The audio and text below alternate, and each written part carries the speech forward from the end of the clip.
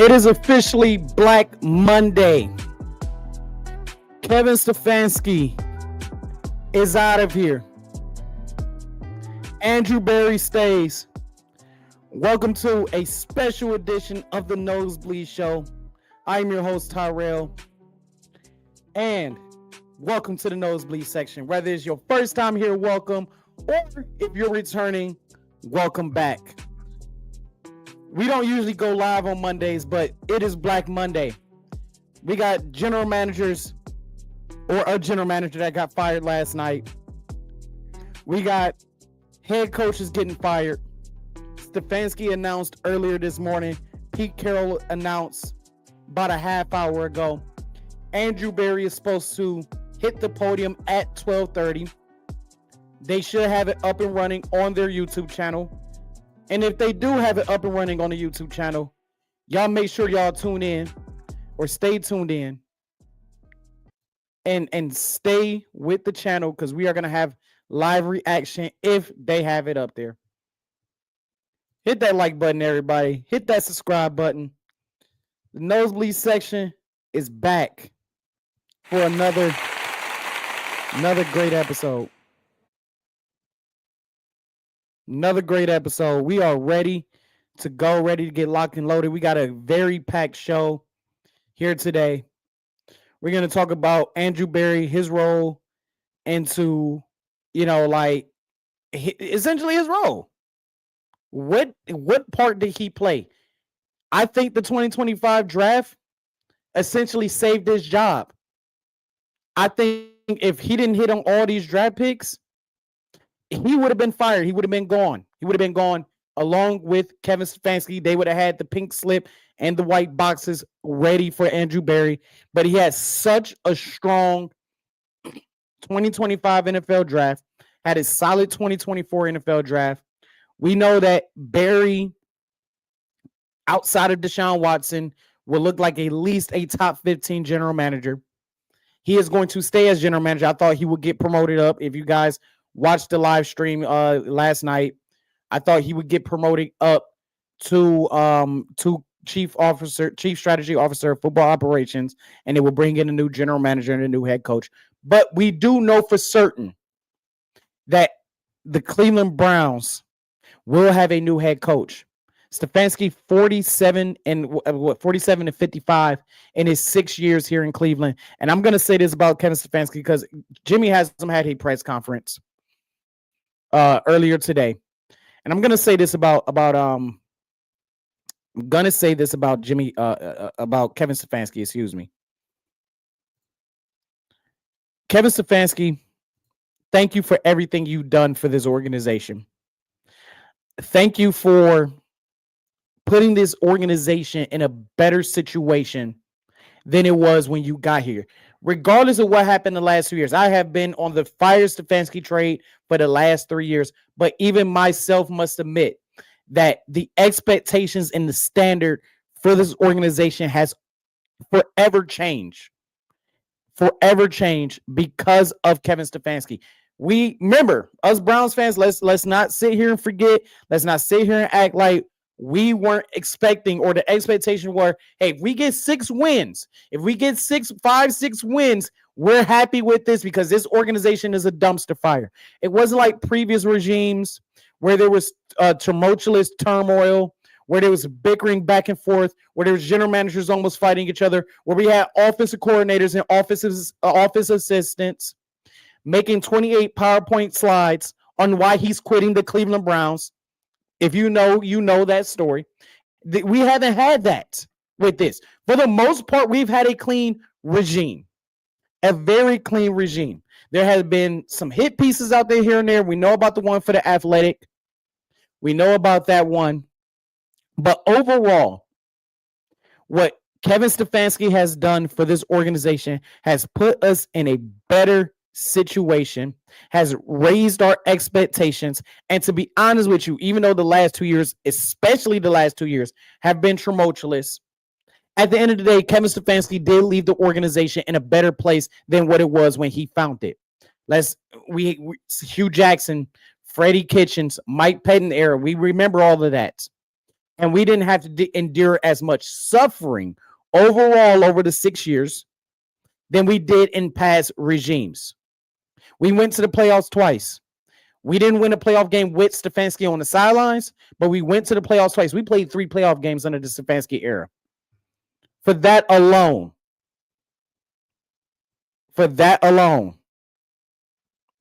come on now.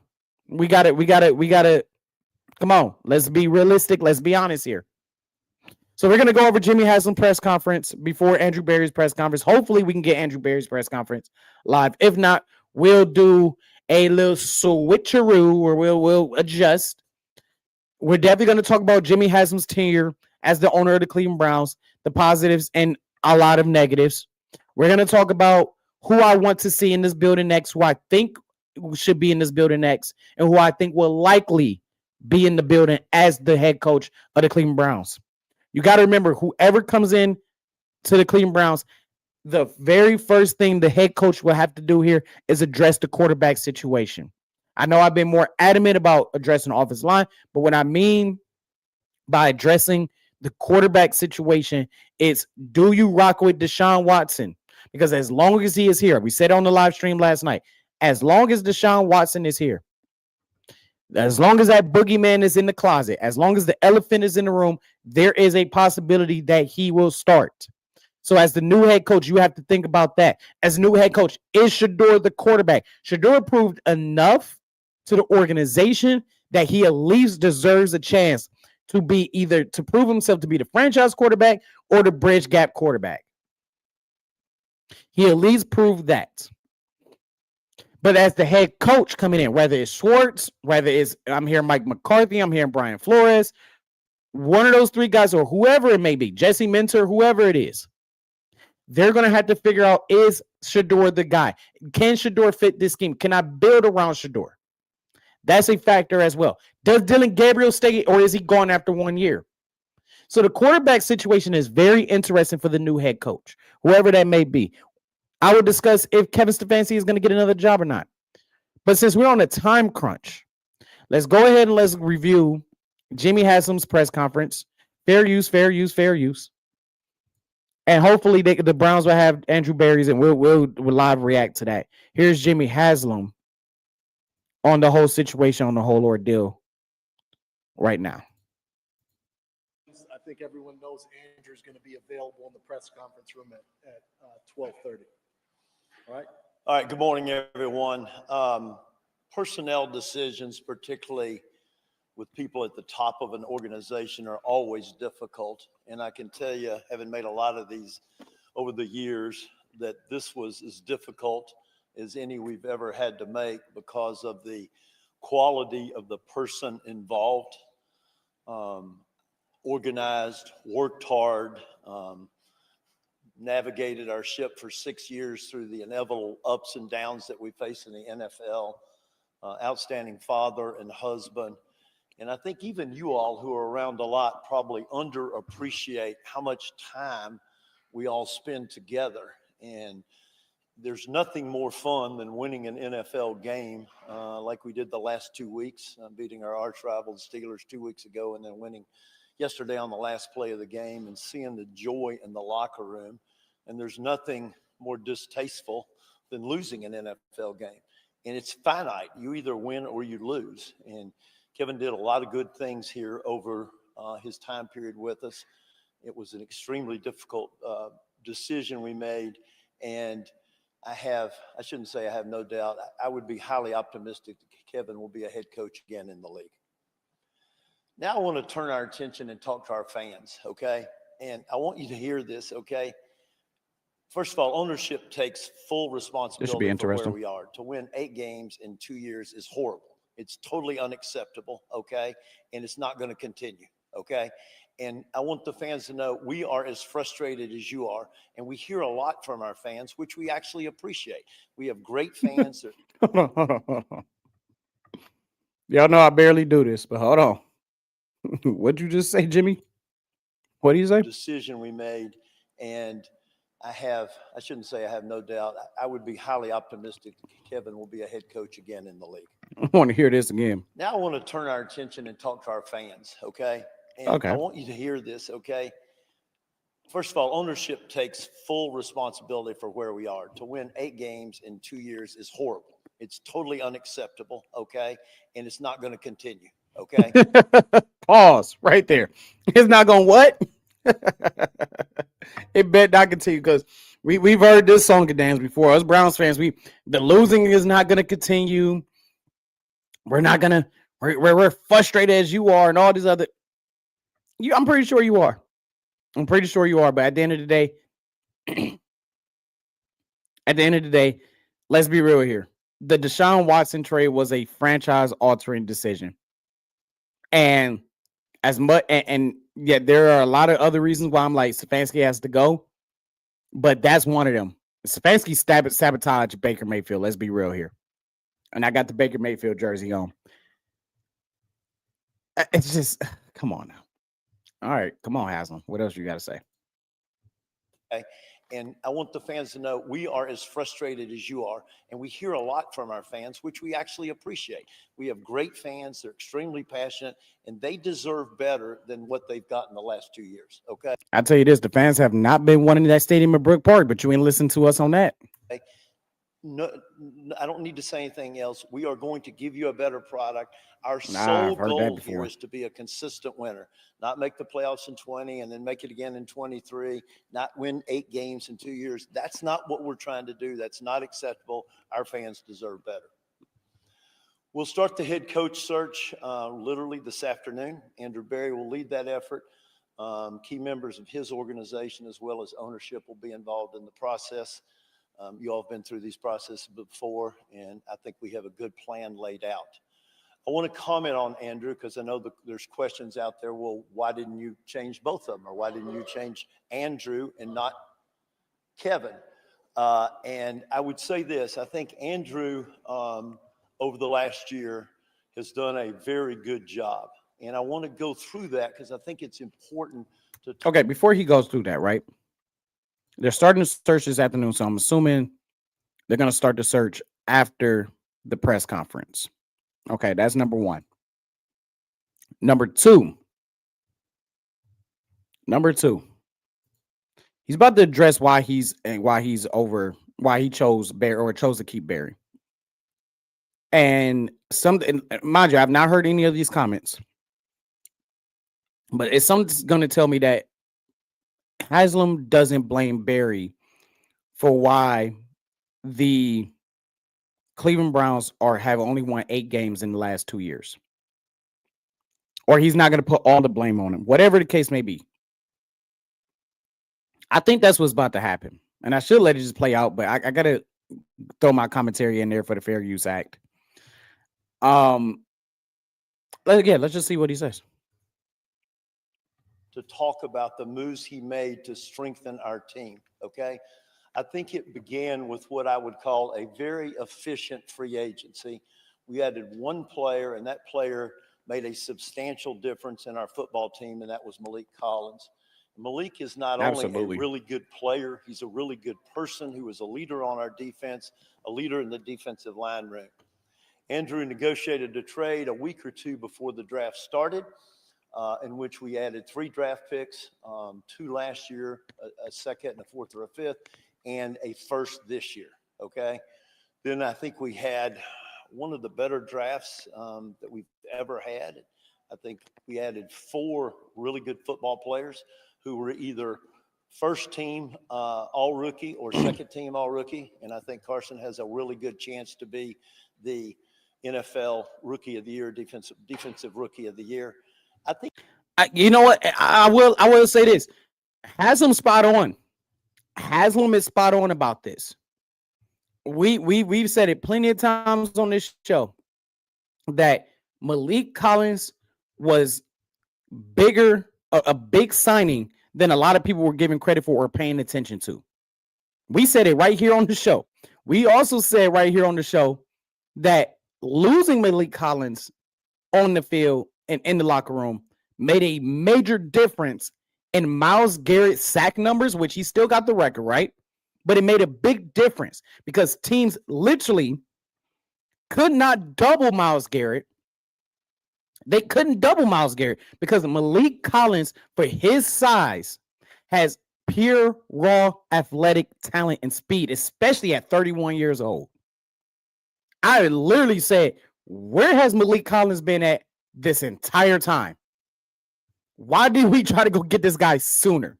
The draft day trade, absolutely spot on. Say what you want to say about, we can't control how successful Jacksonville is. We just cannot. But the fact that we still have two number ones or two first round picks shows that we have a lot to play with, that we have a lot of options here. We don't have to worry about we got too many things going on for this team that does need to be rebuilt. And it's like we have the options to use that, to retool that. We can use those draft picks we used in that Jacksonville trade to move up in the first round or with that later pick. So sitting in the lower 20s, again, like I said, the philosophy is it's not where you get drafted, it's who you draft. It's who you draft. If you hit on that draft, come on now. Come on. Yes, Baker was a first overall pick. Nick Chubb was a second rounder. Joe Petonio was what? A third round pick. Quinshawn, second round pick. It's not where you get drafted, it's who you draft. Carson Swayzer, second round pick. JOK, second round pick. Emerson was a third round pick. Andrew Berry does a pretty good job on day 1 and 2. Day 3, that's kind of where it crumbles a little bit. But he's always addressed the skill positions. It's just that we've had bad coaches after bad coaches, talking to you, Chad O'Shea, primarily, that could not develop our wide receivers.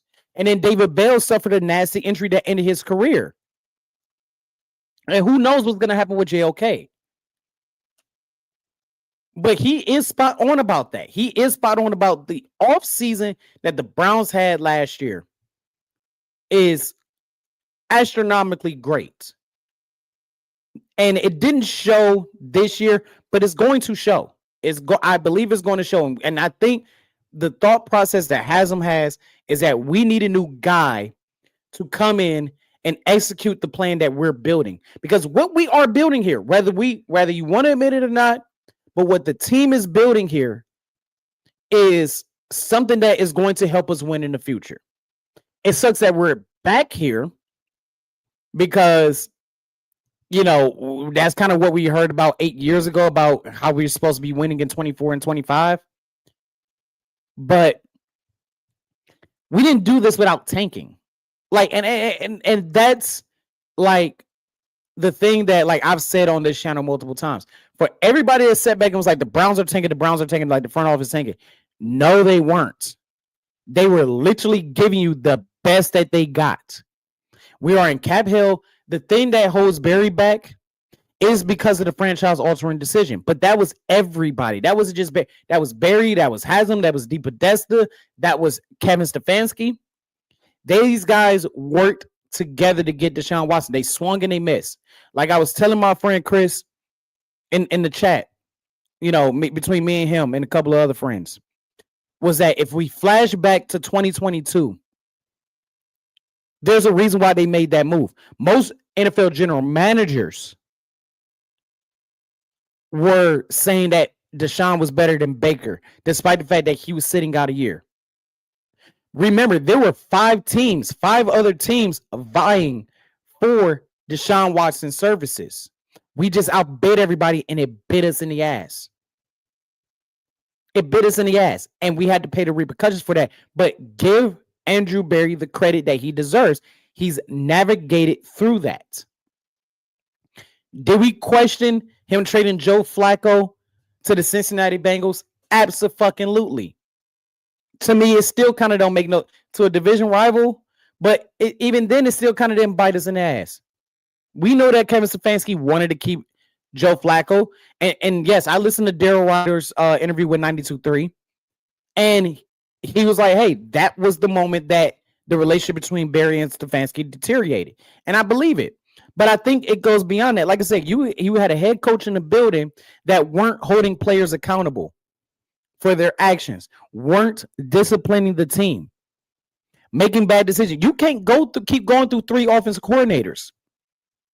You can't give up play calling back-to-back years. Boy, it was Groundhog Day when he announced Tommy Rees was taking over the play calling duties. It was literally Groundhog Day. So this is a situation where I can see where Haslam is like, I'm keeping Barry over Kevin Stefanski because Barry's building something here, and Stefanski is not the guy on the field that can lead the ship to where we want to go. Is this another gamble by the Cleveland Browns? Absolutely. And hopefully this time we actually hit. Hopefully this time. I think what's important to understand about our rookies, though, and you all see them, you all know them, they're not only really good players, they're really good people. And they will be the cornerstone with which we'll build and grow and develop this winning team. But I think it would be short-sighted to not just look at free agency, not just look at the draft, but also to look at a couple of other moves Andrew made. We have struggled to have a consistent place kicker here really the whole time we've earned the team. And I guess the way we started this year, you'd say, well, looks like you're continuing to struggle. Our grandsons were at the game, and we were coming back to Cleveland last night, and I said, Andre Schmidt is a great lesson of when you fail, pick yourself up, persevere, and good things will happen. And the signing of Andre and bringing him on, holding with him that first week when everybody was saying you need to cut him, you need a new kicker, I think we've hopefully solved our place kicking woes for a long time. Quality person, the team believes in him, and we're glad to have him. And then lastly, I think something that's underappreciated was the Tyson Campbell trade. Tyson Absolutely. is here again, a really good player and a really good person. And I think all you need to know about Tyson is he has been playing with a bad shoulder for several weeks. We were unsure if he's going to go play, got hurt in the first half. He went in, got treatment, came back and tried to play in the second half of a game where we were trying to win our 5th game. It wasn't like we were trying to make the playoffs. I think this year we not only added, and I'm repeating myself on purpose, really good players, but also really good people. And I think that core that Andrew has put together this year will help move us forward. We hope to have similar results this coming year. We'll take a couple questions. Yeah, let me just And I would say this, like the Tyson Campbell trade was the right decision because Barry knew he couldn't pay Greg Newsome. Greg is probably going to walk away anyway. So he got another player of equal caliber. And to be honest with you, the way things have shaped out, kind of better quality player. And he still got Tyson Campbell for another 3 years. So not only did you flip Greg for a draft pick and a player of equal value, but you keep that player of equal value for the next 3 years compared to having to go through a contract negotiation. let me just say this one thing, Peter. The next 120 days are crucial for the organization. Okay, we've got to find the right head coach. We've got to be efficient again in free agency. We have 10 draft picks, including 2 number ones. We have 4 picks in the top 3 rounds. Okay, and we've got to get really good players who are really good people again. We've got to be opportunistic if trade opportunities come along. We are solely focused on having a great 120 days so we can start winning games around here. All right, I'll take questions. Jimmy, did Kevin have any chance when he Oh, here go Mary Kay, channel's favorite. his job based on the fact that he said it's really challenging quarterbacks? You know what? I'm sorry, but you know what, Mary Kay, this is why we're fans of you. This is why we love you here in the nosebleed section, because here you go again. You know Mary Kay is devastated. Her homeboy, her home sliced skillet biscuit is out of the organization. She was in the bed. Why did they the bed? Oh no. He said my name. This is a question. Oh my God. This is why we love Mary Kay in the nosebleed section, because here she go. Well, why did you fire Kevin? Why did you fire Kevin Stefanski? Fight the fact of the quarterback play into this and da. You know, I always compare Stefanski to, Stefanski is legitimately like the chef, like if you guys know what Michelin stars are, go look it up if you don't. You know why you got this on in the background. But like chefs and restaurants getting Michelin stars is a huge deal. It's a massive deal. And Kevin Stefanski got 2 Michelin stars. But when the Michelin star chef becomes the worst reviewed chef on Yelp, the restaurant has to fire the chef at some point. Despite the fact if he don't have the correct broccoli or ingredients or anything like that. Give me a Sean McVay, give me a Kyle Shanahan, or give me a Mike McDonald. With this roster, they can do better than 5 wins. They would do better than 5 wins. That includes the quarterback play. You asking the question, still pushing the PR agenda, despite the fact that Kevin Stefanski is on. This is why we love Mary Kay in the nosebleed section. This is why. I think those decisions tend to be made over a period of time, and I'll leave the conversations we had with Kevin between us because I think he deserves that respect. Will Jim Schwartz be a candidate? You know, we haven't looked at that yet. I would say this: we think a lot of Jim Schwartz. Jimmy, less than 6 months ago, you gave Kevin Stefanski and Andrew very big shows of support. You said that you need to rebuild the foundation of the team. You also said that you would give Kevin the opportunity to work with a quarterback. Obviously, 5 wins might not, in your eyes, wasn't better, wasn't good enough. But what was the breaking point, especially given your comments? I don't think there was one breaking point. I think you got to look at the body of work, and sometimes it's just time for a change, and we felt like it was time for a change. Did you think the roster was good enough to win more games this year? It's easy for me to say yes. So yeah, I think it was good enough to win more games. What feedback did you get from players when you talked to them about Kevin, and how much did you weigh that into? We take into account a broad array of. Jimmy, how much do you think, to use you were to swing and miss on Deshaun Watson, affected Kevin's ability to win, and the way the offensive line and wide receivers were sort of affected over the last 6 years?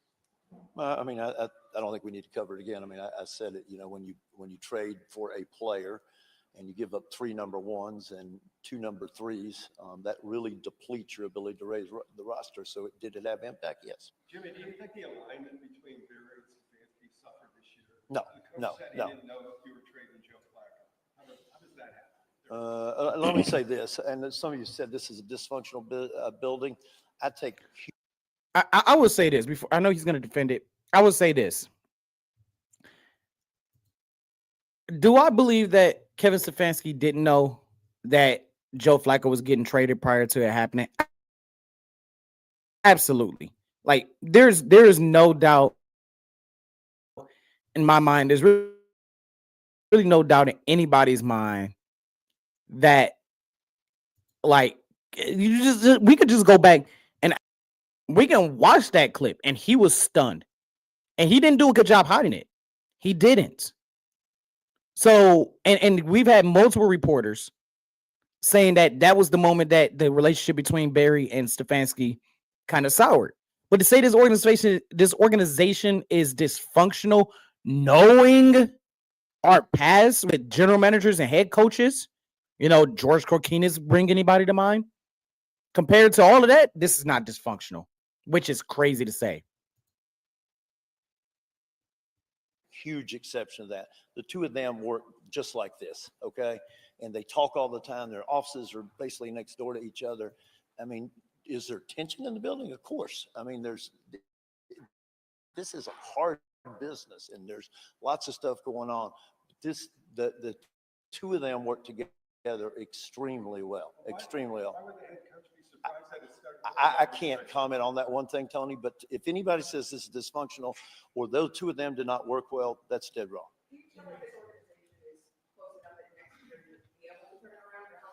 Well, let's see what happens over the next 120 days, okay? There are a lot of examples of teams going from last to first in the NFL. So do I think we have the core of a team? Yes. Do we have work to do in rebuilding the roster? Absolutely. We're going to go 2 more. The quarterback of the future? I'm not going to get into specifics. We have a lot of work to do on the roster, particularly on the offensive side of the roster. Scott, then Mary Kay. What are you looking for? Don't give Mary Kay another question. Good. I think it's a really good question. The leadership required out of a head coach in the NFL, it's one of the tougher leadership jobs I've ever seen. So they've got to be a good leader. I think they've got to be smart in terms of IQ, EQ, and football acumen. And obviously, they're going to bring expertise on one side of the ball. We do not have bias on whether they should be from the offense or the defense. Good? Good. Thanks. Do you want Schwartz to remain with the organization? Absolutely. Great coach. All right. Thanks, everybody. Good to see you. All right. So there is Jimmy Haslam's lovely remarks. So you can see the frustration from him, and let's admit it, right? Like, us Browns fans got so used to finding a coach or dealing with this every 2 years. Stefanski's easily the longest tenured coach here. We haven't had to deal with this. This is our first time dealing with this since pre-COVID. So, that's cool. That's cool. See, Rob says, stop whining people. Kevin Stefanski will get another head coaching job in another week or two. I do believe that's going to happen. What if he decides to pursue a head coaching job? I'm thinking Tennessee would be his best fit. The organization will give him time. He's more stoic compared to Vrabel, who was more of an alpha dog and just wanted things his way or he was out. Kevin Stefanski is more willing to work with people and listen to people more. And that's nothing against Vrabel whatsoever, but Vrabel is this is what we need to do. He's a very, very iron fist of a head coach compared to Stefanski, who listens to suggestions and everything like that. Worst case scenario for Stefanski is he just gets another offense coordinator job. So I think he'll have a job somewhere anyway. A lot of these coaches, whether it's offense coordinator, defense coordinator, head coach, bad coach, good coach, whatever it may be, a lot of these guys, they're going to get jobs elsewhere. They're going to get jobs elsewhere, whether it's at head coach or at an offense coordinator position or whatever it may be. Rob Marinelli, head coach of the former head coach of the Detroit Lions, the guy that was there before Jim Schwartz had got there, the coach that went 0-16. He had multiple offensive coordinator jobs after that. Cam Cameron, 1-15 with the Miami Dolphins, had multiple offense coordinator jobs after he left. I think he got fired in Miami. Wade Phillips, multiple defense coordinator jobs. So we've seen Dick LeBeau was a head coach at one point. He's got multiple defense coordinators. So we've seen guys get head coaching jobs. Some get more than one head coaching job. Some only get one. But we've seen these coaches bounce back pretty fast. So I think Kevin Stefanski will bounce back and get a job elsewhere. Let's see if I'm trying to see if the Browns got the press conference. They do have it, so they're gonna have it. So we're gonna check that out. This one I'm gonna primarily shut up on, essentially. And Barry is talking right now, so let me go ahead and share that as well.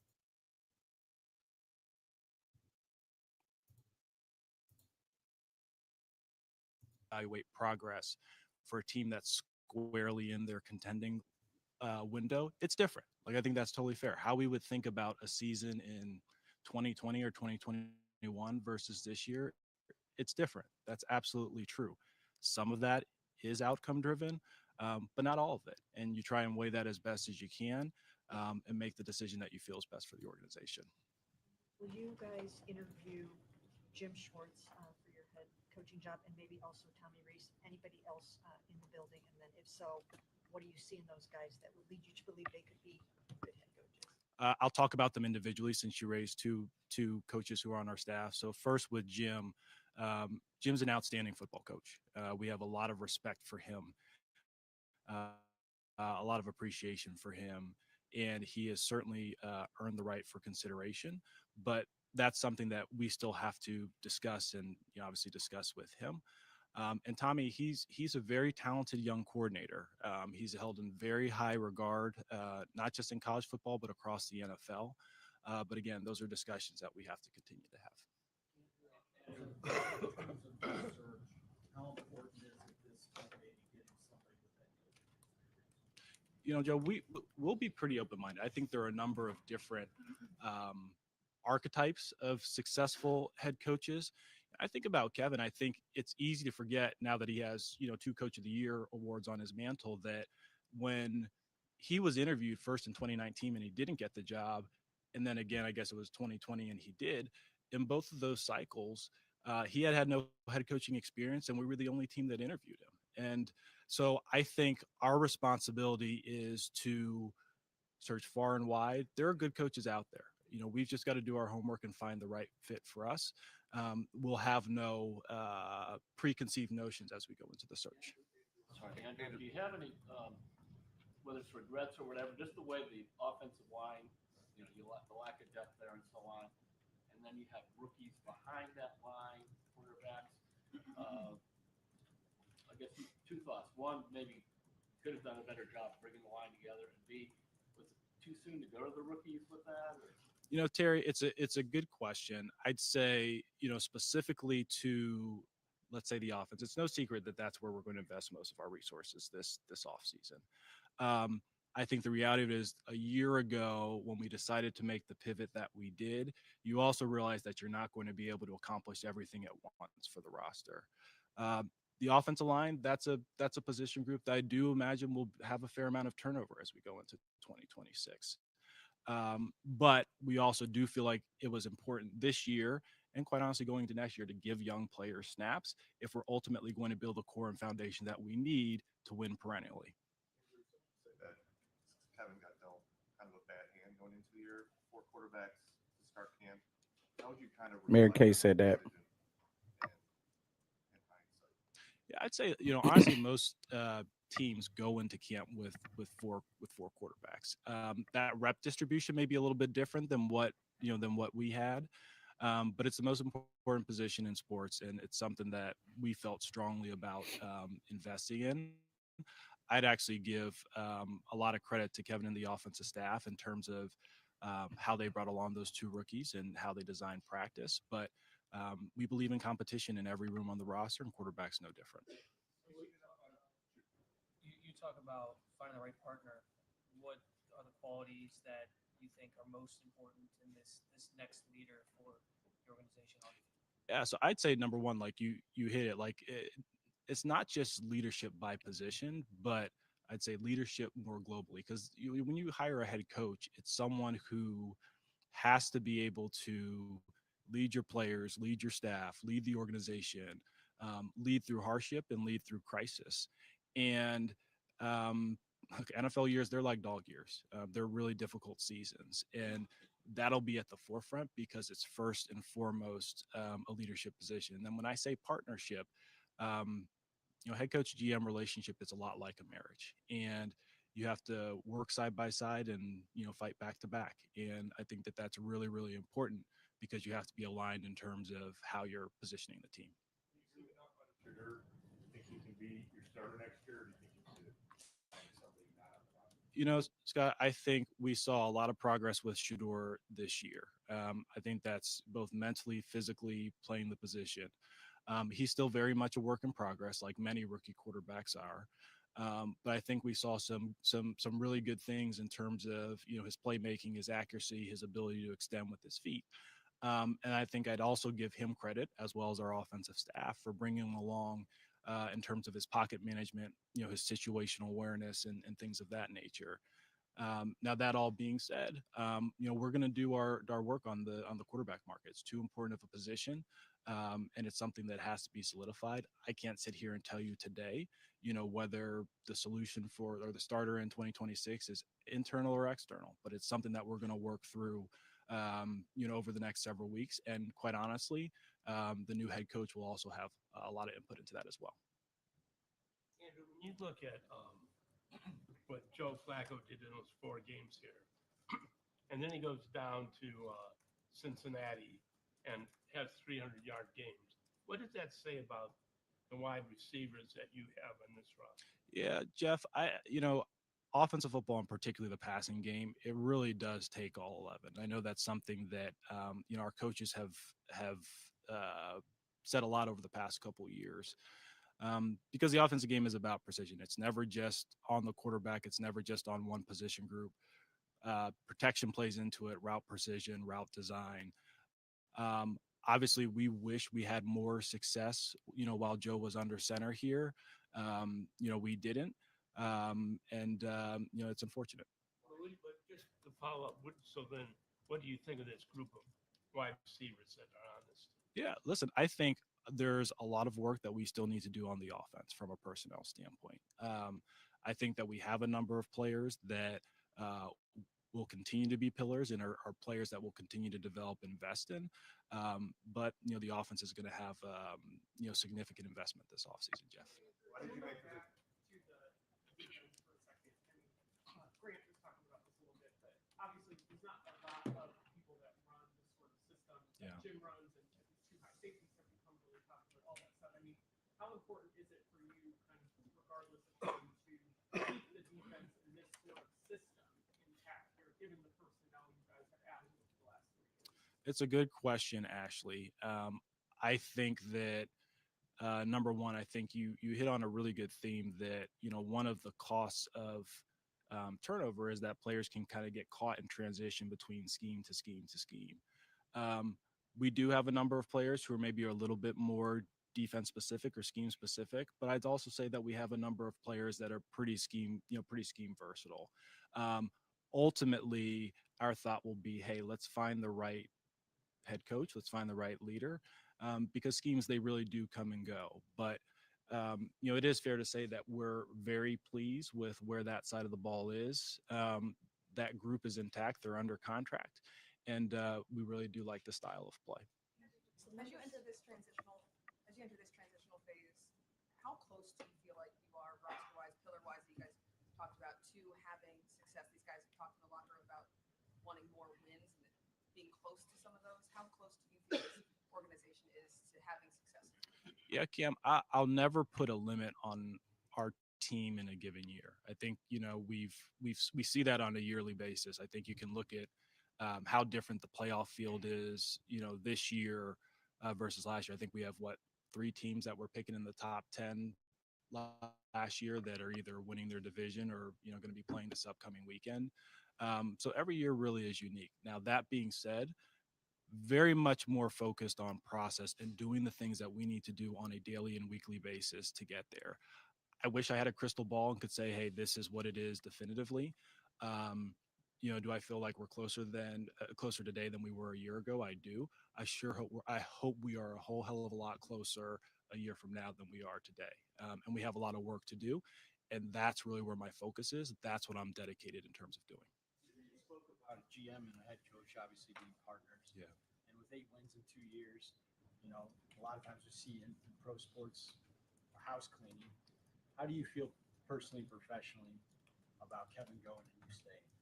Yeah. That's a good question. Nate, this is a very tough day. And I just say this, I own the results the past 2 years, Nate.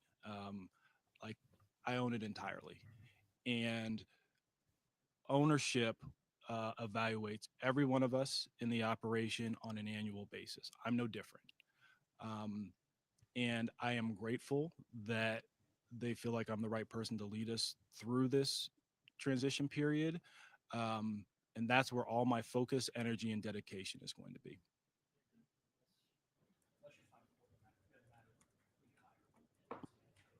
It's just been proven throughout the league. You need a elite quarterback to win and sustain winning. Do you have a plan going into this offseason to create the path to finding that player here? Yeah, Daryl, I'd say quarterback is the most important position in sports. We all know that. And part of the equation with quarterback is the evaluation part. Part of it is the development part as well. It's the most important part. It's the hardest position to play. It can take time, but look, that's the focus, solidifying that position. That's the biggest thing that can lead to sustainable success. That's priority number one. How we accomplish that with the combination of internal options, external veteran options, the draft, that remains to be seen. But priority number one is finding a leader for the organization. That's what our focus is on in the short term. Where does Deshaun Watson stand? Let me do Mary Kay. Let me do Daniel, and then I'll go. Thank you. Where does Deshaun Watson stand as it pertains to this organization? And Great do you question. anticipate him being on the roster in 2026 as it's been reported. Yeah, Daniel. First, I'll say we're very pleased with how Deshaun went through and attacked his rehab this past year, how he engaged with the team, what he did in the meeting rooms. Very pleased with the progress that he made in that regard. Look, I can never predict the future, but right now we do anticipate him being on the 2026 team. Oh God. But we have a long way to go before we get to that point with any player. Go ahead, Mary Kay. Andrew, with the number 6 overall pick in the draft, do you guys feel with what you're seeing in the quarterback landscape in the class, if you choose to go that route, do you feel like you guys could acquire one of the top picks in this draft? And then I have a little follow-up to that question. Honestly, Mary Kay, it's too early to tell. I think you can think about what everyone felt like we knew about the quarterback landscape this time last year. About what we thought we knew about the draft. There's a lot of work to be done with this entire draft class, and again, you want to do that in partnership with your new head coach as well. So I wish I could give you a little bit more in that regard, but it's a long process to get through the assessment of this year's passers. Follow up on that real quick. I promise I'll get you next, Tony. Okay. The follow-up that I have to that real quick is because you are going to be committing so many resources to the offensive side of the ball, and because you have so many young guys, might you trend more towards offensive-minded coaches and maybe? Oh my gosh, they just told you that's not the case. No, not necessarily, Mary Kay. I think it's more you're looking for maybe a specific skill set given where we are in our build. I think that's She's fair. such a short-term think thinker. That, I don't think that archetype is singular. I don't think that means it just has to be a young person. I don't think that just means it has to be an offensive coach.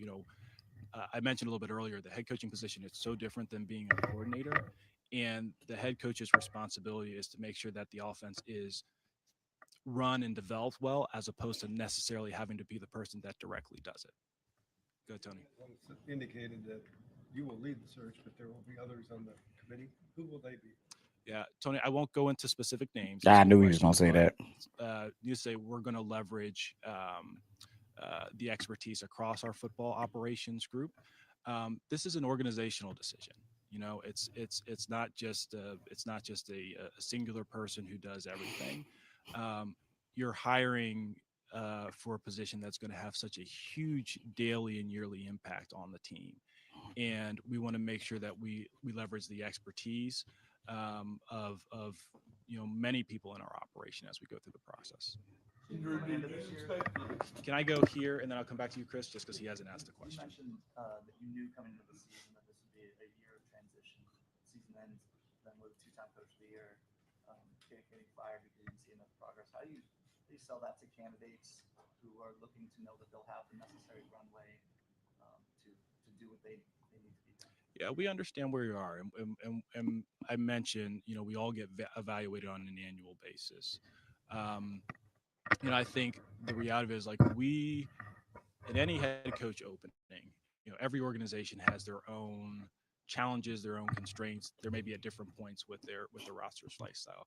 We'll be looking for something different than maybe some of the other openings have, based on where they are as a team. And some good coaches will fit us, but they won't fit the Titans. Some will fit the Giants, and they won't necessarily fit us. But we're looking for the right leader and the right partner for our present situation. And I have a lot of confidence that we'll be able to find that person. Go ahead, Chris.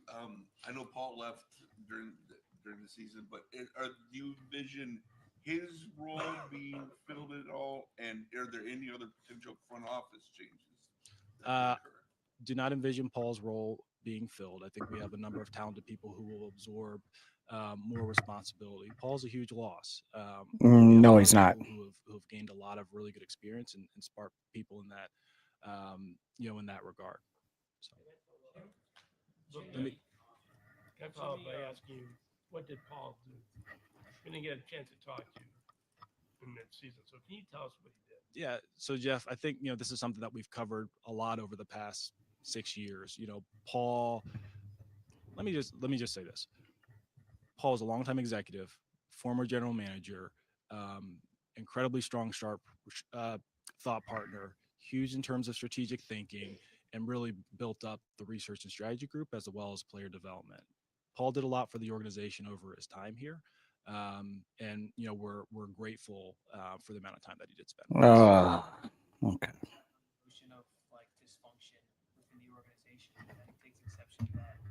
I think when the outside looking in, when there's a split where you remain, Kevin is let go, it almost gives off this sense that maybe there was a divide between you two. So I guess what He's gonna deny this. your relationship with Kevin He's gonna deny it. all the way until the end up until yesterday. So Kevin's like, I've said this 1,000 times. Kevin's like family, and give you a little bit of insight because I know I've told you all how awesome of a person he is, but I've also told you sense of humor. I know you guys don't always get a chance to see that, but one quick story I'll tell you as I was driving back from the team flight last night. I was just thinking about what could potentially happen and the decisions that we had to make. I was like, what? I really need to. My kids, they're 8, 6, and 4, and I was like, I really need to tell my kids because every time they're at the facility, he's no longer like Coach Stefanski, coach of the Browns, but rather giving a Barry kid a piggyback ride or chasing them or tackling them, things like that. And I remember when I told my 4-year-old daughter Eden, I was like, hey, there's a chance that Coach Kevin, he may not be coaching the Browns anymore. And she looked at me and she goes, well, will he play with us still? And I share that story because like when you talk about relationship or partnership, that's a lifelong connection for me and him. It goes beyond football. So if you ask, how was the relationship from the start to how it was today? He's family. Are there any other changes to the coaching staff made? There were not, Scott. Will you require the new coach to keep anybody on the staff, whether Jim or Tommy? I'll touch what I said a little bit earlier. Ultimately, that'll be the head coach's prerogative. Obviously, we'll have a number of discussions about the existing staff, but that'll be the head coach's prerogative. John Dorsey. Let me go here, and then I'll go to you, Terry. Let me go to Nate first. I just remember John Dorsey years ago. He was a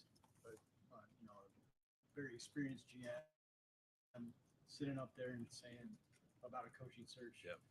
He's driving home at night. He's telling himself, just don't screw this up.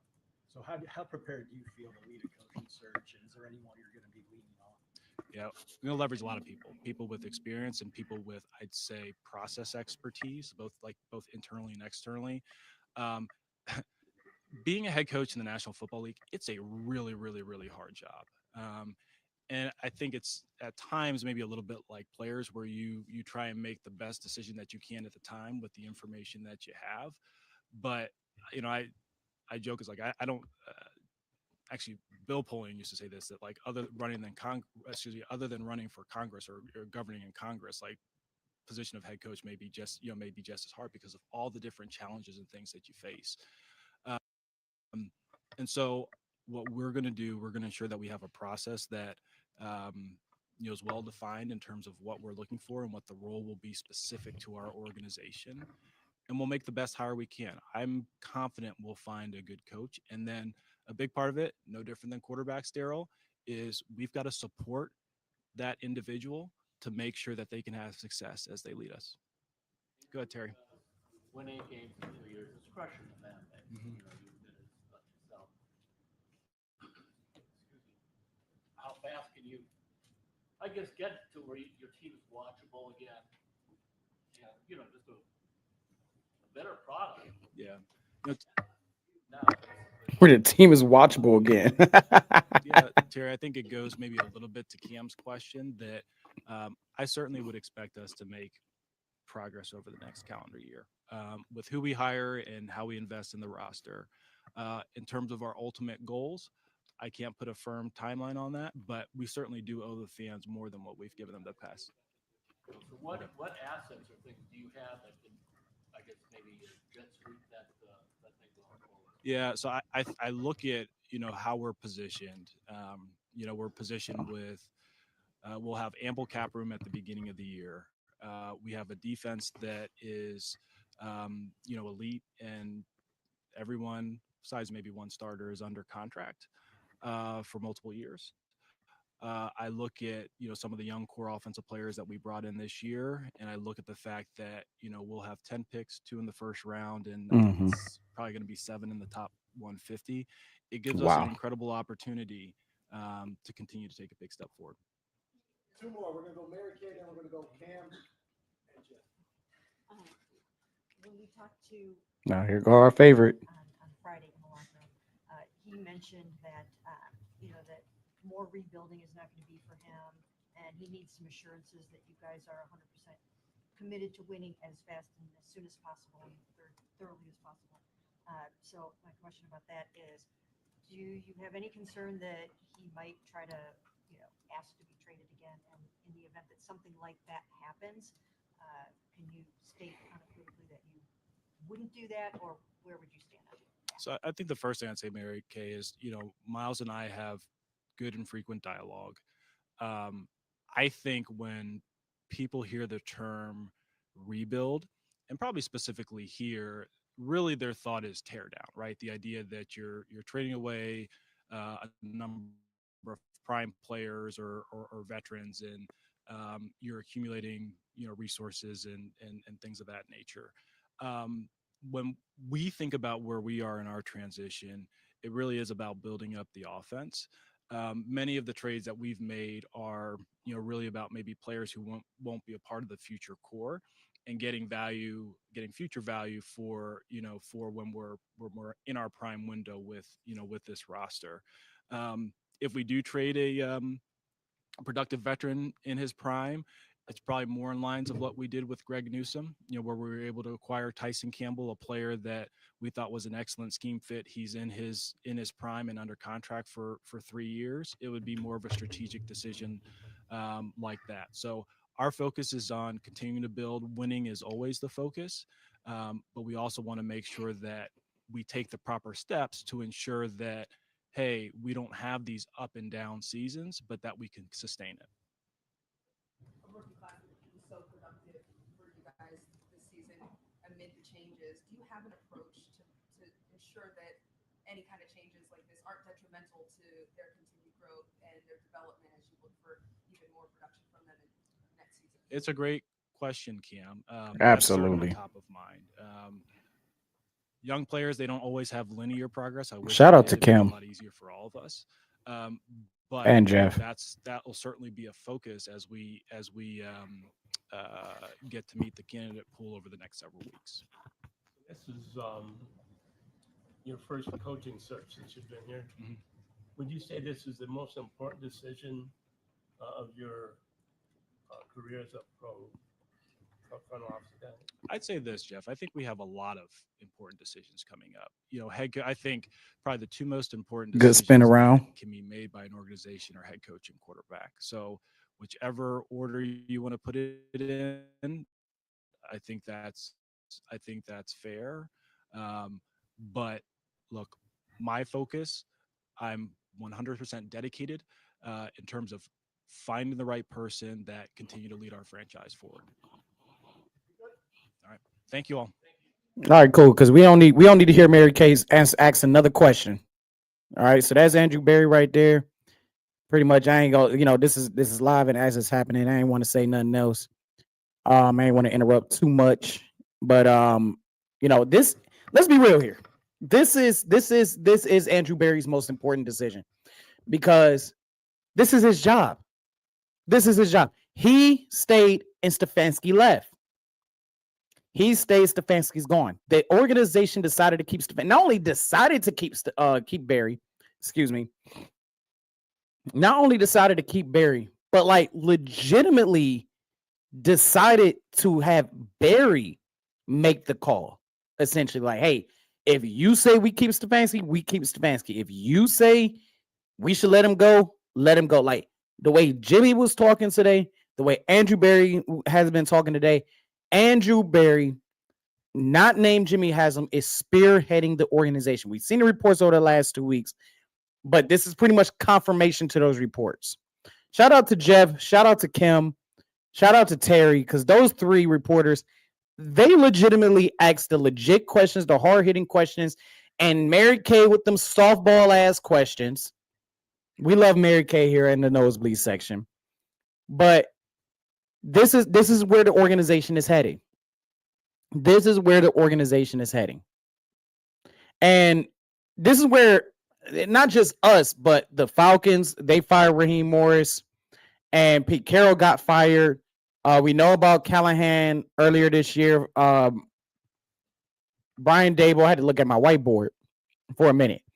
But if you look here, or if you guys go back to the NFL, I was talking about the preview coaching in the previous live stream that we did. I think that was last Monday as well.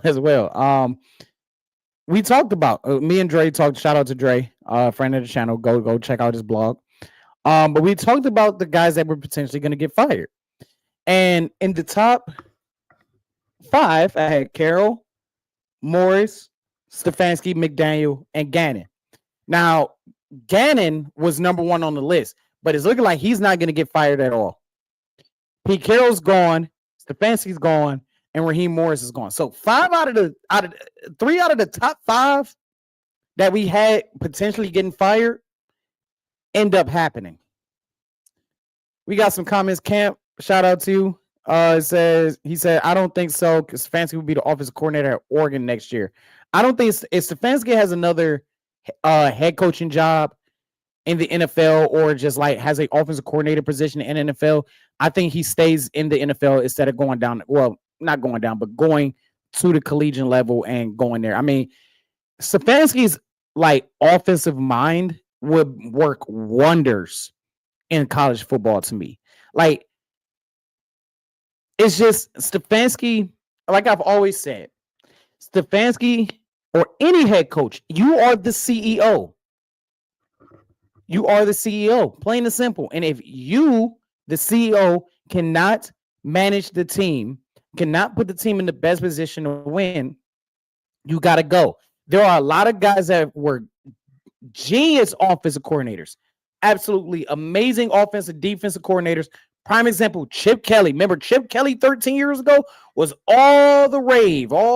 You know, even Bill Belichick brought him into the organization. Like, if you were to talk to Chip Kelly about like football in general, like the things you will get from Chip Kelly will be astronomically amazing, right? Like, his brain for the game is amazing, but he's not a head coach. He's not a head coach at, like, essentially at any level. Like, there are guys that are head coaches, and there are guys that are coordinators, and there are guys that are just positional coaches. Everybody got to play their role. Not everybody can be the head coach. Not everybody is meant to be head coach. He also says Stefanski let buddy ball and loyalty to his friends cost him jobs. Cost him the job instead of focusing on his team and putting the best player on the field. Exactly. Go check out the catalog. Been saying that all year long. Again, Raventrone, I don't call him Bubba. He like to be called Bubba. You don't get that respect, Ray. Raventrone, like I said last night, like I said all year long, he needs to be shipped to Pyongyang. He needs to go to North Korea. He needs to go. He needs to be fired immediately. He's got to go. I don't know why we're retaining him. And I think any coach that you bring in, they're going to bring in guys. I think the most likely coordinator out of Reese, Schwartz, and Ventrone that's going to stay, to me, is going to be Schwartz.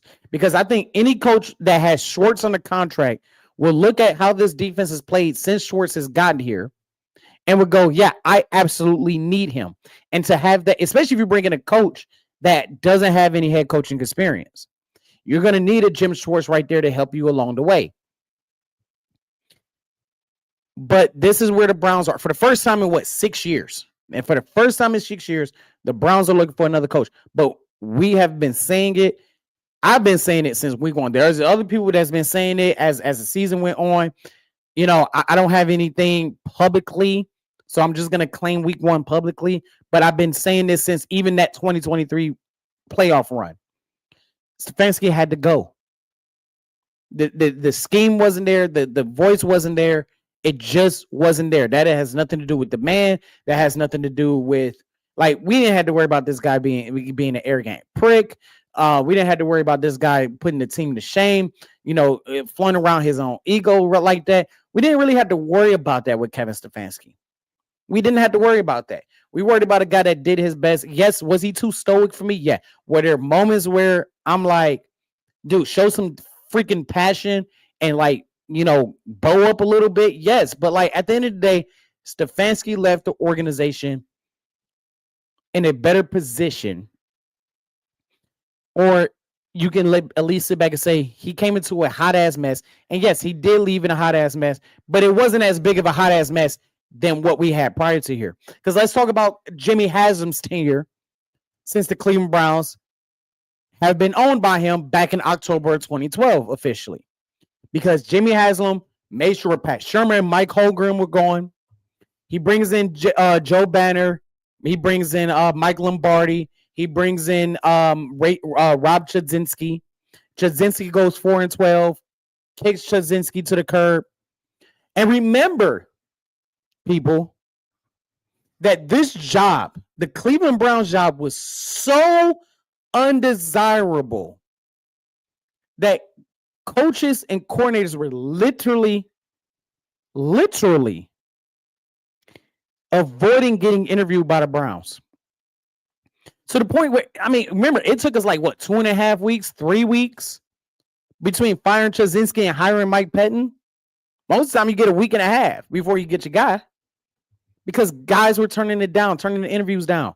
You got to remember, this is the same freaking team where we started hearing reports that they wanted to bring in Condoleezza Rice as a consultant, or bring in Condoleezza Rice as a head coach for Pete's sake. And there were actual factual reports, which is insane. Condoleezza Rice. You've got to be kidding me. You got to remember that this is the same organization that sold us Hugh Jackson to the point where I was sold initially. They sold us Hugh Jackson. Hugh Jackson's such a great mind. And Hugh Jackson, You got to remember Ray Farmer. Ray Farmer as general manager. Ray Farmer. Oh my, don't even get me started on that. Oh my gosh.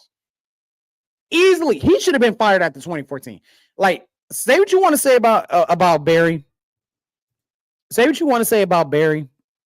But there has never been a first round before then, probably a couple before then, and maybe 1 or 2 since then.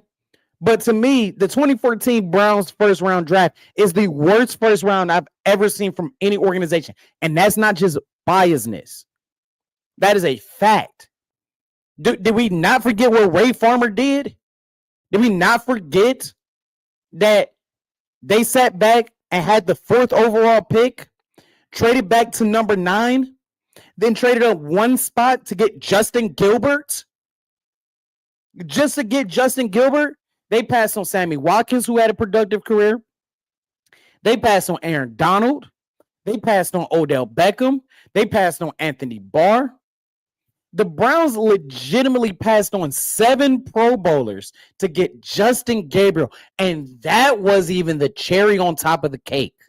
That was just the cake, because the icing on the cake and then the little cherry on top of the cake was us proceeding to draft Johnny Manziel with the pick that we got from the Indianapolis Colts when they traded Trent Richardson. We drafted Johnny Manziel. And the organization hasn't proven anything where people who don't know shit about Johnny Manziel's tenure is believing that whatever Johnny is saying.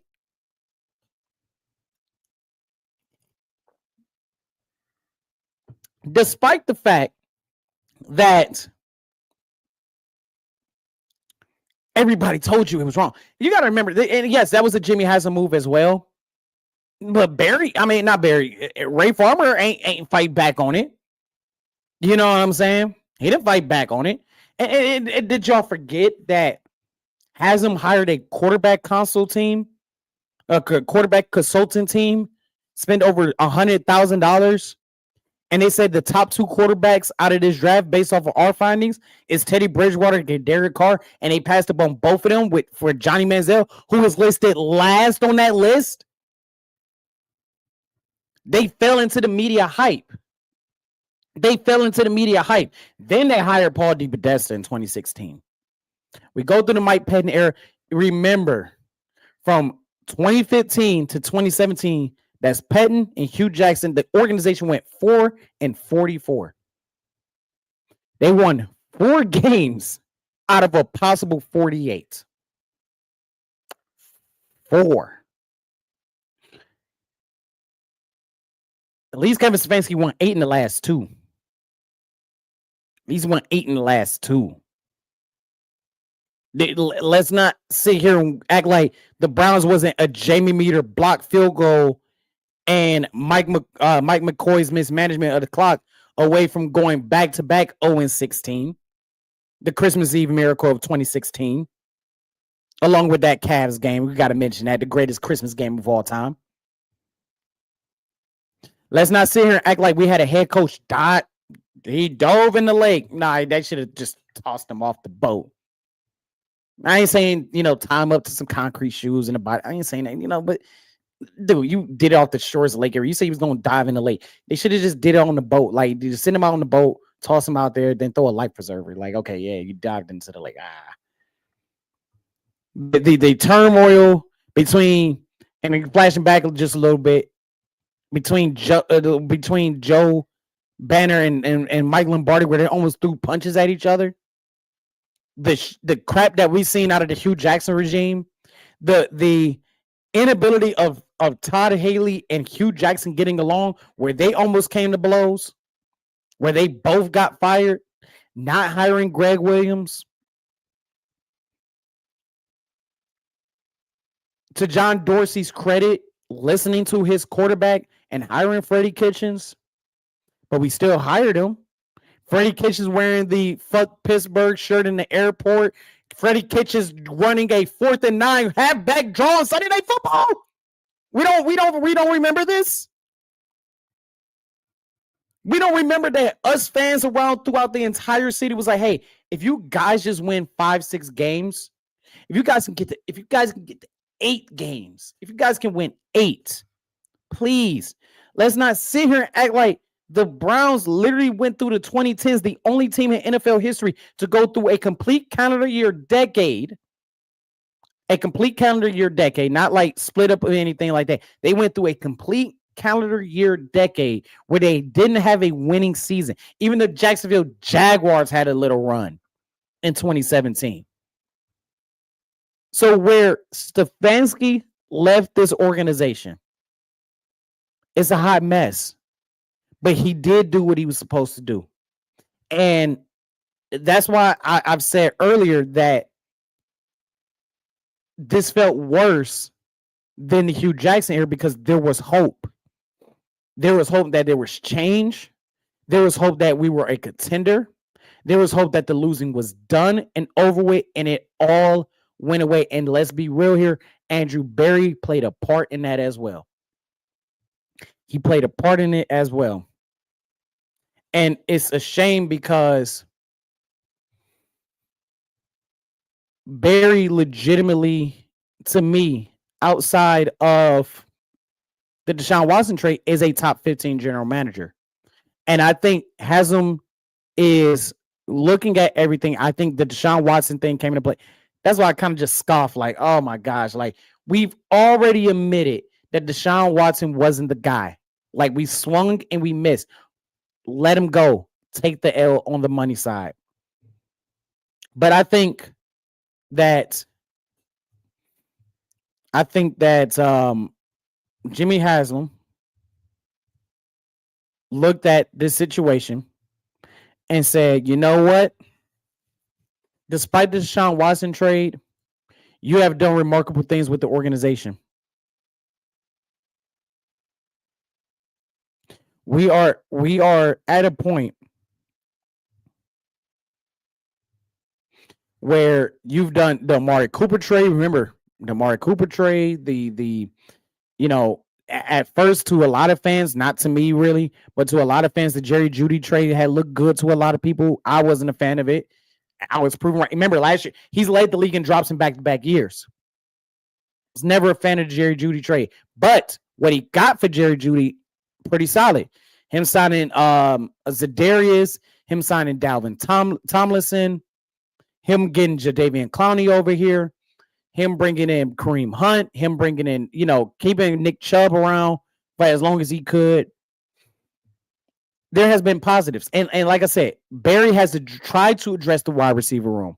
It just hasn't worked. The Browns are not good for wide receivers anyway. Amari Cooper is the only Browns wide receiver to have back-to-back 1,000-yard seasons.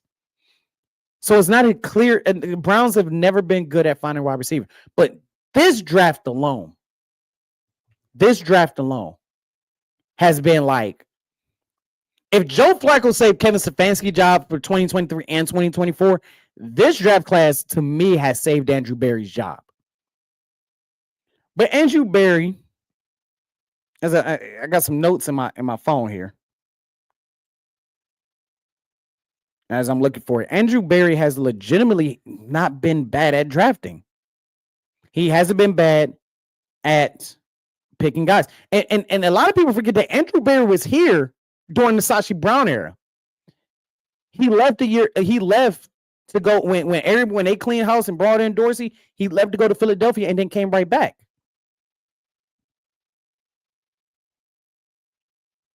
He left and came right back. There have been some hits. There has been some, especially like on the offensive side more than anything. But overall, like, he hit on Greg Newsome. This is Andrew Berry. He hit on Greg Newsome. He hit on JOK. He hit on Grant Delpit. He hit on Martin Emerson. DeJuan Jones, if he were to stay healthy, would be a hit. Jerome Ford had a solid 1 year run with us.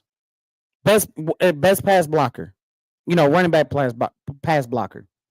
But he had his misses. Jedrick Wills, Anthony Schwartz, Siaki Akia, Katie York. Tried to find a kicker. It seemed like we finally found a kicker in Schmidt.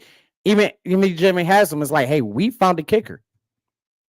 And for people complaining about that, if people complaining about the kicker, I bet you Baltimore wish they didn't have Tyler Loop last night, even though he hit over 90% of his field goals this year.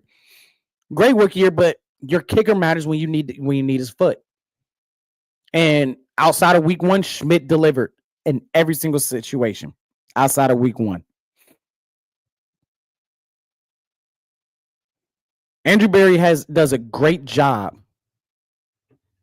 Does a great job at finding defensive players, but that Deshaun Watson stigma just hits.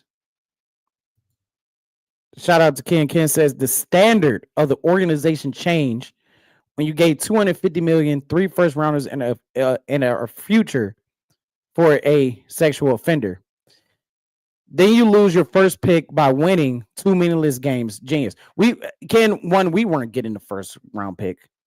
The moment we beat the Raiders, we knew the first overall pick was gone. As soon as we beat the Raiders, and it double went gone as the Raiders got worse. We knew that.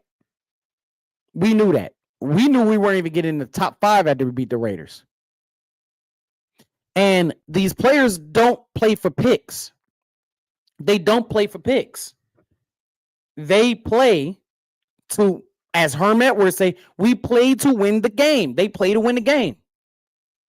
The standard of the you're right. The standard of the organization did change. They are trying to write that standard. They are literally trying to write that standard. Legitimately. But we all know they swung for the fences for Deshaun Watson and missed. They swung and missed for Deshaun Watson. And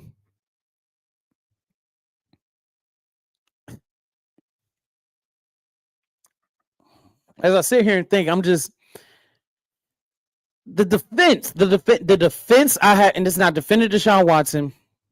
It's just the defense that I got for the organization. Like, yes, I can acknowledge, just like everybody else can acknowledge, this is arguably one of the worst trades in sports history. It's definitely the worst trade in NFL history. It's worse than the Herschel Walker trade, because we also seen what Houston did with those picks at the exact same time.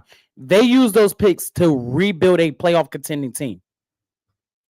So it's a double-edged sword. It's not like, okay, like we made a trade with them. We got Deshaun Watson. We traded our future, and like, you know, they didn't do nothing with the picks. Then it's like, hey, you both lose. It's not viewed as the worst trade, right? But because they use those picks to either get guys or to maneuver to get the guys that they want, whether it was via a team already on, you know, a player already on the team, or just a simple, you know, moving in the draft. I mean, you know what I'm saying? I'm going to pull up on my phone. What did Houston do with the draft picks? So we're not doing a emotional biasness. But I really do believe that this, you're right, the standard changed, and they're trying to write that standard.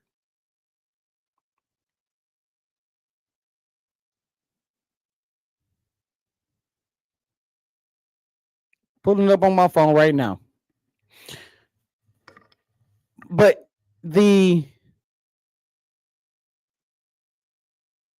here's who Houston got. They got Kenyon Green, a guard. They drafted after trading down in 2022. Damian Pierce was taken. Willie Anderson Jr. drafted third overall, and well, I don't think he was he third overall? 23? He might have. Yeah.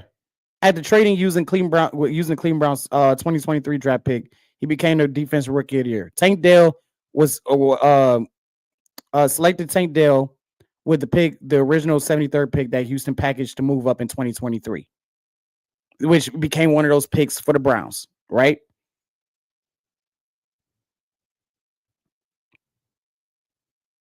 I mean, they hit on guys. They hit on their guys at the exact same time. Like I said, they either use those picks to bring in guys, or they use those picks to move around to bring in those guys. They either use them to bring around those guys, or they use those picks directly. It's our generation's Herschel Walker trade. It really is. What did Dallas do with Herschel Walker? They traded, at the time, the best running back in the entire league. They shipped him to Minnesota. Remember, you can go back and watch this. I mean, go back and watch it, read it, whatever it may be. And for anybody that's old enough to remember this, they were praising the Minnesota Vikings for flasking, for legitimately, like, everybody thought Minnesota played Dallas. They got him. They duped them, all that stuff. And what did Dallas do? They hit on a majority of the picks or the moves that they made with those picks to build a dynasty. That's why, in hindsight, the Herschel Walker trade is one of the worst trades in NFL and in sports histories. It's the same thing with Deshaun Watson. Deshaun Watson was viewed, despite the fact that he had the lawsuit going on, despite the fact that he sat out a year because of it, because remember, the league nor the team suspended him, he outright sat out. Like, they just sat him out until the investigation was done. But he was never officially suspended. He was never officially suspended. The team put him on the PUP list. They put him on the PUP list. But despite all of that, remember, he had a strong 2020 season. The last year he was in Houston, where he didn't have Prime D Hop. They had just traded Prime D Hop to Arizona. He didn't have Prime D Hop, and he still threw for over 5,000 yards. So there was that notion that despite the fact that he sat out for a year, that in the season that Baker Mayfield ended up having, most general managers said they would pick Deshaun Watson over Baker Mayfield. Ironically, funny enough, because I'm wearing a Baker Mayfield jersey today. That was the thought process. We can say all of this in hindsight, and it was work. Yes, you're absolutely right. But I can flash back to what it was back in 2022, what the reality was back in 2022, and go, there's a reason why we did this.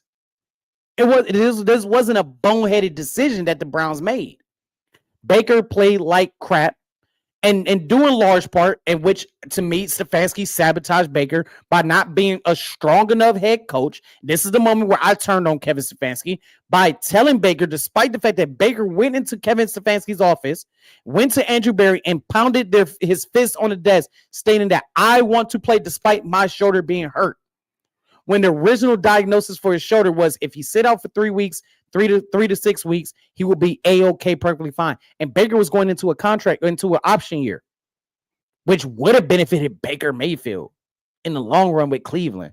Because they would have like, hey, we need you to kind of get back. But Stefanski didn't do anything about it. Barry didn't do anything about it. They just let him play on that bum shoulder, which ironically enough, it happened against the Houston Texans week 2 back in 2022.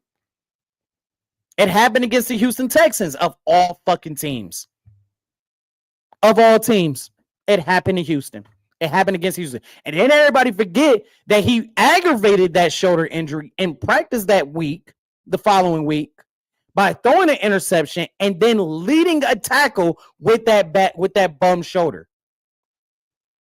People just like throw that out their heads when we start seeing things in today's perspective. So let's flash it back a little bit. Everybody, what we call that game against the Green Bay Packers on Christmas Day? Black Christmas. Our last hope of getting into the playoffs, Baker throws 4 interceptions. Baker shouldn't have been playing to begin with, but I knew I was done with Stefanski then because I'm like, you don't have the balls to sit your franchise quarterback. That's why I was like, yeah, you sabotage. I'm done with you. That's when I was done with Kevin Stefanski. That was, 3.5 years ago, 3 years and a month ago. Then Baker sits out the last game when the Browns are eliminated from the playoffs. He gets the surgery in Los Angeles. We trade him to Carolina, this, that. But general managers were legitimately saying, despite the fact that Deshaun Watson sat out a year, we would take Deshaun Watson. Did we? And then remember, Baltimore was in a contract situation with Lamar Jackson and his mother, which is his agent, his representative, right? So what were the teams? It was Seattle who needed a quarterback because they just traded Russ, or they were about to trade Russ.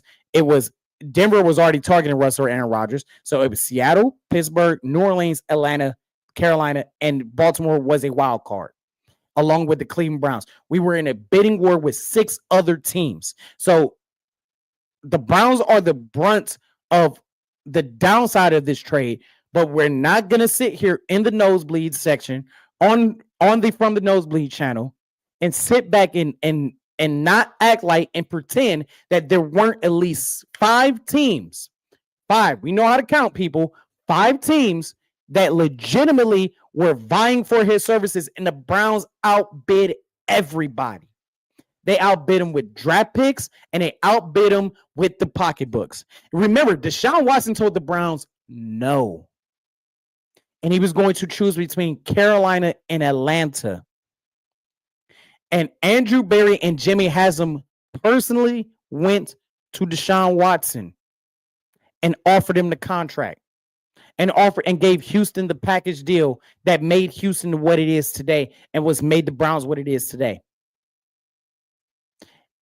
In hindsight terms, does it suck? Abso-freaking-lutely. It does suck. It's brutal. It's the worst trade in sports history, or at least top 5. Nico Harrison kind of gave us a run for our money last year with Luka. But that's all with hindsight. And yes, there were a lot of people that are like, this guy has all these cases. Remember, and technically it's never been definitively, like he said, it never went to trial. So yes, there's all the evidence, but we still have to use the word allegedly. Just because you settle in court, or just because you settle the cases, and it's not a defense of Deshaun Watson, this is a fact. Just because you settle the cases doesn't mean that you're guilty. Remember, it's innocent until proven guilty. They could not prove him guilty because it got settled. Is that a guilty action? Of course it is. But two things can be true. In a court of public opinion, he's absolutely guilty. In a court of law, he's not. So we had to use the word allegedly. But they knew what they were getting themselves into, but they thought about the on-field product. Remember when Deshaun Watson came back? Oh, well, if he just knock off that rust, he will be back to normal. We don't remember having those conversations. The rust never came out because it was gone. And a part of it was the system in of itself. And a part of it was Stefanski in of itself. Because how many quarterbacks, whether it's Shador, Deshaun, or Baker, where you look at the quarterbacks and go, man, is either A is something there or these guys suck or what the hell happened to these guys, and not look at your head coach. At some point, the head coach becomes the common denominator. At some point. So is the Browns trying to write the standard? Yes. What they should do is get rid of Stefanski. That's how you, I mean, not Stefanski. You already got rid of Stefanski. Get rid of Watson. Like I said, just wait till June 2nd and split that dead money in half. Split it in half. But as long as Deshaun Watson is in the organization, there is always a chance for him to start. There's always a chance for him to start. And and everybody was, when he went down with that Achilles injury, they was like, we've seen the final game of of Deshaun Watson in a Browns uniform. I'm like, nope. Because they ain't cut him. Jimmy Haslam went publicly and said we swung and missed, and they still didn't cut him. He re-aggravated the injury. They still didn't cut him. They let the man practice with the practice squad. They still didn't cut him. Andrew Berry has said that he's going to be on the team so far because he did all these things in the quarterback room. They still haven't cut him, and they're not going to cut him. I don't think they're going to cut him. They should. They should do exactly what Denver did. Look what Denver did. They say, you know what? The rush shit didn't work. We gave it 2 years. Here's the rest of your fucking money. Get the hell out of my state. Get the hell out of my organization. Denver's now the number 1 seed 2 years later.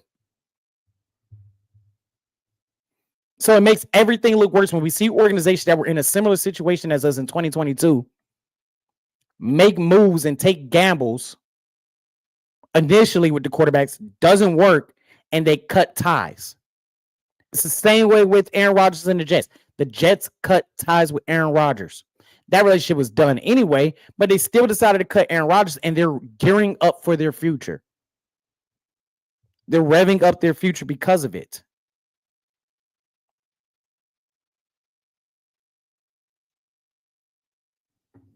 Same way with the Falcons. The Falcons are revving up their future. Raheem Morris is gone. Terry, the general manager, he's gone. We knew he was gone the moment he was sitting there with Arthur Blank like this, explaining why he drafted Michael Penix. But that's what we got so far in this NFL carousel. No more Stefanski, no more Pete Carroll, no more Raheem Morris. And the Browns, well, for the first time since 2019, well, since 2020, first time in 6 years, they're looking for their head coach. Shane Steichen is staying with the Indianapolis Colts. Chris Ballard is staying with the Indianapolis Colts. But Stefanski gave Deshaun Watson too many chances. He gave him too many chances. Went out, hey, I ain't forget about this. Got in front of that camera and said, Deshaun Watson give us the best chance to win. Gives us the best chance to win. And that's when you knew this organization is just backing. They can come out and publicly say, hey, we fucked up, but they're backing him up. They spent $250 million and they keep restructuring that contract. They keep restructuring that contract. I'm trying to see if there's going to be any more news before we look like we're not going to get any more news. Nope. In the middle of this stream, didn't even see it because we were focused on the Browns. So Jonathan Gannon is gone.